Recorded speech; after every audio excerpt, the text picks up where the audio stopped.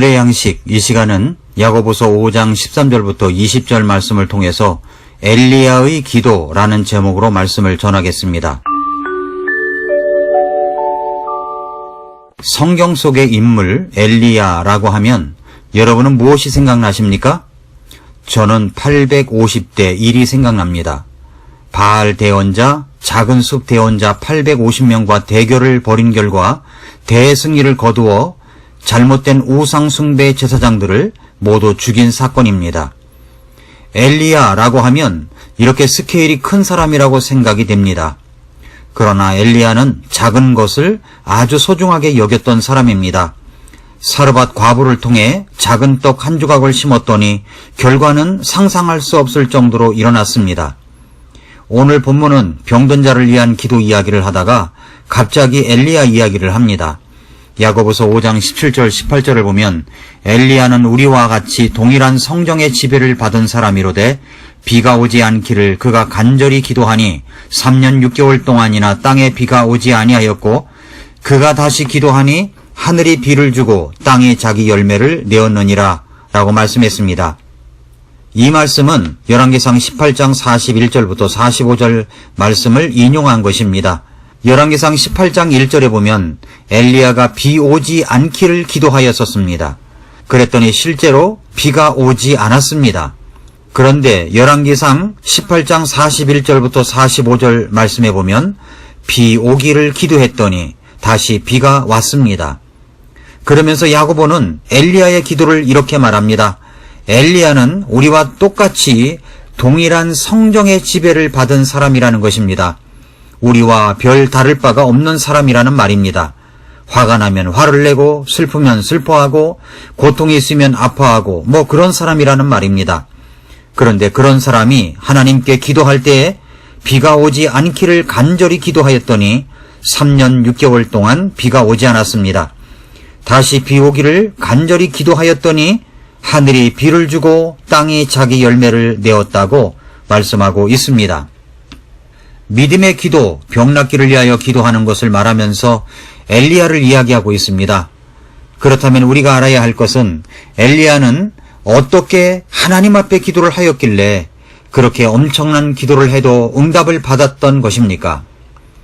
엘리야의 기도를 응답하신 하나님은 우리가 병이 들었을 때, 때로는 내 앞에 장애물이 있어서 어찌할 바를 모를 때, 고난을 만났을 때, 힘든 일을 만났을 때, 무언가를 결정하기 힘들 때 우리도 엘리야처럼 기도하면 응답받을 수 있다라는 확신을 불러일으키는 말씀입니다.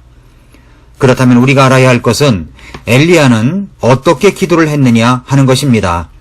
첫째로 엘리야는 자신이 기대하는 바가 있었습니다. 엘리야가 기대하는 바는 이스라엘 백성들의 범죄와 잘못 때문에 그들에게 비가 오지 않게 하는 것이었습니다. 또다시 850대 1의 싸움이 끝난 후에 비가 오는 것이 또한 기대하는 바였습니다. 엘리야는 분명한 기도 제목이 있었습니다. 자신이 기대하는 것, 분명한 기도 제목을 가지고 있었습니다. 시편 62편 5절에서 내 호나 너는 오직 하나님만 바라라. 내가 기대하는 것이 그분에게서 나오는도다 라고 했습니다. 내가 기대하는 것이 우리 하나님에게서 나옵니다. 예레미야 29장 11절을 보면 너희를 향해 내가 생각하는 생각을 내가 아노라. 그것은 평안을 주려는 생각이요 재앙을 주려는 생각이 아니니 곧 기대하던 결말을 너희에게 주려는 것이라 주가 말하노라 라고 했습니다. 하나님은 우리에게 내가 기대하던 결말을 주시려고 하십니다. 그렇다면 내가 먼저 가지고 있어야 할 것은 나는 무엇을 기대하고 있는가, 무엇을 소망하고 있는가, 무엇을 꿈꾸고 있는가 하는 것입니다. 구체적인 기도 제목이 있어야 하는 것입니다. 둘째로 그 다음에 한 것은 구체적으로 기도를 했습니다. 비가 오지 않기를 그가 간절히 기도하니 라고 했습니다. 다시 또 비 오기를 기도했습니다. 구체적이죠? 구체적으로 기도했습니다. 우리 주님은 우리가 기도할 때 잔돈까지 세워서 주시는 분이십니다. 그러므로 우리는 구체적으로 하나님 앞에 기도를 해야 하는 것입니다. 셋째로 간절히 기도했습니다. 엘리야가 어떻게 간절히 기도했는지를 보십시오. 열왕기상 18장 42절을 보면 엘리야가 갈멜산의 꼭대기로 올라가서 땅에 꿇어 엎드려 자기 얼굴을 무릎 사이에 놓고 라고 했습니다. 기도를 했습니다. 이런 자세로 기도를 해보셨습니까? 엘리야처럼 말입니다. 물론 기도는 여러 자세로 기도할 수 있습니다. 그런데 엘리야의 기도하는 모습을 보니 그가 얼마나 간절히 기도했는지 그 기도하는 모습 속에서 알 수가 있습니다. 우리는 어려운 일을 만나면 부르짖어 기도해야 합니다. 간절한 기도는 하나님의 마음을 움직입니다. 간절한 기도는 내 마음을 주님 앞에 쏟아놓게 합니다. 시편 62편 8절에서 백성들아 너희는 언제나 그분을 신뢰하고 그분 앞에 너희 마음을 쏟아놓으라. 하나님은 우리를 위한 피난처시로다 라고 했습니다. 간절하면 하나님 앞에 내 마음을 쏟아놓게 됩니다. 강청 기도를 드리게 됩니다. 들어주겠다는 대답을 들을 때까지 같은 제목을 가지고 말씀을 드리고 또 드리는 것입니다. 간절함입니다. 넷째로 응답받을 때까지 인내하며 기도했습니다.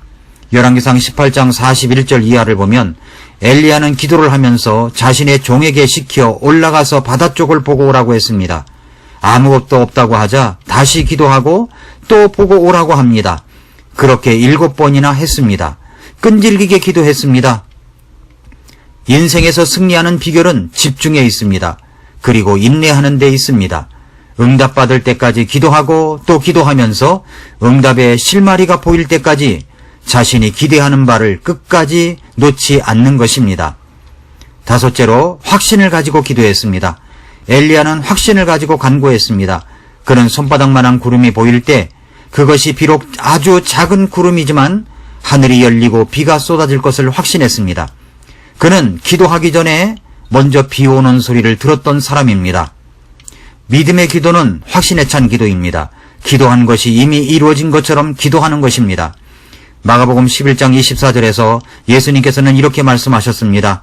너희가 기도할 때에 무엇을 원하든지 너희가 그것들을 받는 줄로 믿으라.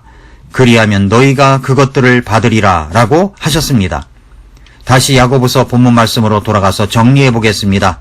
첫째, 우리는 엘리야도 나도 똑같은 사람이라는 것을 잊지 말아야 됩니다. 엘리야가 위대했기 때문에 응답받은 것이 아니라는 말씀입니다. 위대한 성경의 인물들을 만나면 믿음의 사람을 보면 나 같은 사람도 될 수 있을까 하는 생각이 듭니다. 그러나 성경은 그분이나 나나 똑같다는 사실을 강조합니다.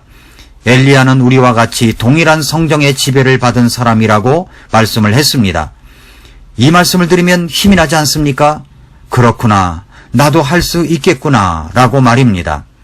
둘째, 기도할 제목을 구체적으로 종이에 써서 기도하십시오.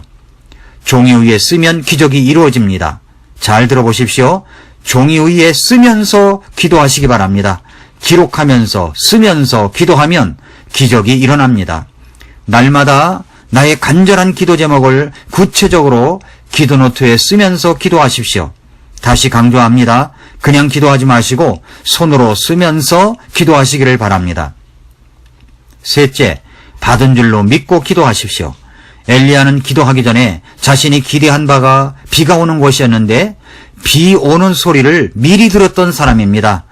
우리가 기도하는 간절한 기도 제목을 붙들고 그것이 이루어졌을 때 일어나는 광경을 상상하면서 그것을 미리 보고 기도하는 것입니다. 예레미야 29장 11절 말씀 방금 전에 읽어드렸죠? 너희를 향해 내가 생각하는 생각을 내가 아노라. 그것은 평안을 주려는 생각이요 재앙을 주려는 생각이 아니니 곧 기대하던 결말을 너희에게 주려는 것이라 주가 말하노라 라고 했습니다. 우리가 간절히 기도하면 기도하던 결말을 우리에게 주시는 것입니다. 사랑하는 성도 여러분, 병 낫기를 위하여 기도하라고 하시면서 갑자기 엘리야의 이야기를 꺼낸 주님의 배려를 아시겠습니까? 어떤 병이라도 결코 실망하지 마시고 믿음의 기도를 드리십시오. 어떤 문제라도 문제에 정통하지 말고 하나님에 대하여 정통하면 그 문제를 뛰어넘을 수 있습니다. 우리가 간절한 마음으로 기도하면 주님은 오던 비도 멈추게 하시고 오지 않던 비도 내리게 할 수 있습니다.